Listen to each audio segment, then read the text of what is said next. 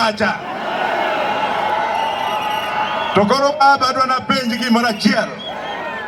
Ingen kakanwa chung kod baba.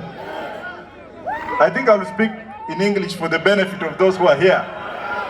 Kose, Baba won the election. I'm now speaking as one of the 54 men and women who are saturated 4. Out of the 4 we campaigned. Some did not campaign, some were stealing, some were putting what they wanted to put.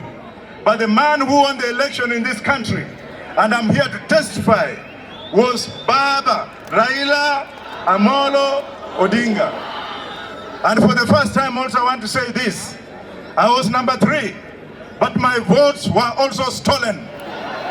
And I want those to hear me, that don't just talk of Baba's votes being stolen. I was stolen and my votes were stolen, but I refused to enter the box. Now let me bring you to the following attention.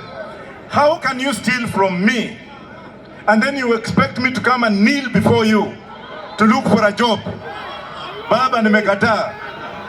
Walinipatia $1,200,000 at first, and that woman who is now a member of parliament, I'm naming her in my book, she brought me 200 million, and Baba, I've never told you this. And I refused. I refused that money because I cannot sacrifice democracy. I cannot sacrifice democracy. And now, recently, they were planning to arrest Babu and Lakini. They were supposed to be put inside this week, and then a cabinet secretary, a cabinet secretary was supposed to be sent to me to come and convince me not to join Baba. I informed Baba because I have a duty and responsibility to inform my leader. Raila is my leader. I could be the party leader of Roots Party, but Raila is my leader. Because himself, and give me time please, me and Raila, we go a long way, which I don't want to mention today.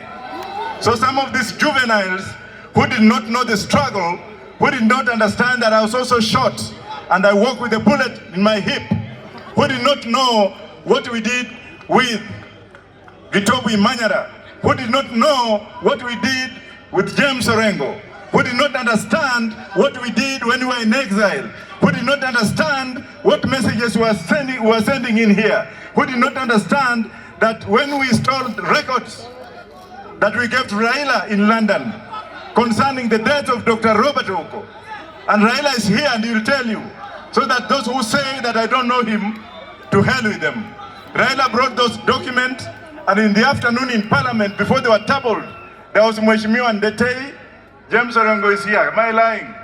Mheshimiwa Ndetei and James Orengo, who sneaked those papers in Parliament and tabled a motion to who we had named to have killed or murdered Dr. Uko. Am I right, James? And to those who do not understand, let me bring them to this attention. If Baba took over today, the first thing I'll ask Baba is to legalize weed.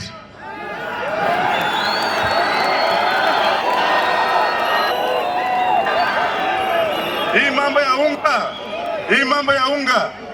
mambo ya unga. Ukienda Amerika saa hizi, watu wanakula vitu mingi sana ambazo zinatengenezwa kwa byproducts of bangi.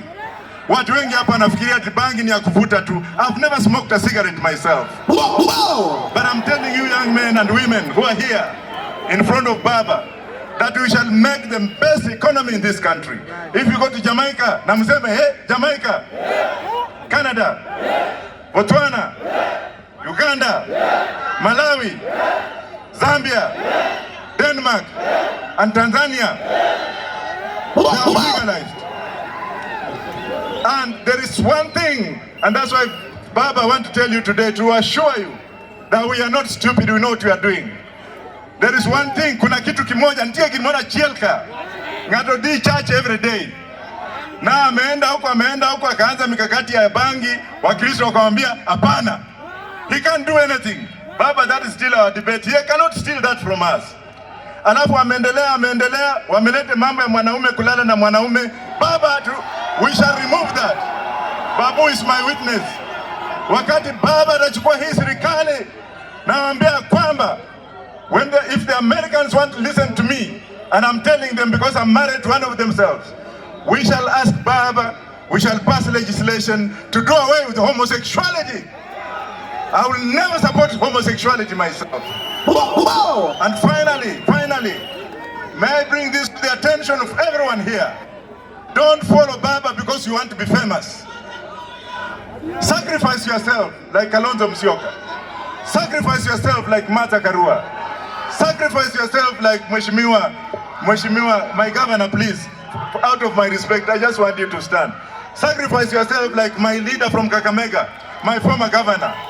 They have a lot to do, but they are here because of a purpose. What about Olekina? What about Eugene Wamalwa? What about Kioni? What about Osoti? We are here not because we don't have anything to do. We have our own money. They can't feed us. Kwa hivyo mimi nawaonya kwamba let them not dare. Let them not try. Let them not try to come to me to bribe me. Let them not try to bribe me. Mheshimiwa rafiki yangu, Mheshimiwa, mimi nakupenda lakini hatujui mbele itakuwa namna gani. Asanteni sana. Bangi.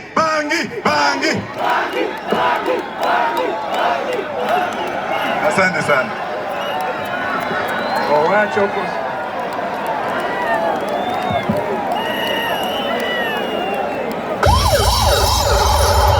Owacho koseo kowacho. Uwinjo koseo kuwinjo. Koro wachiegni mana chopo kar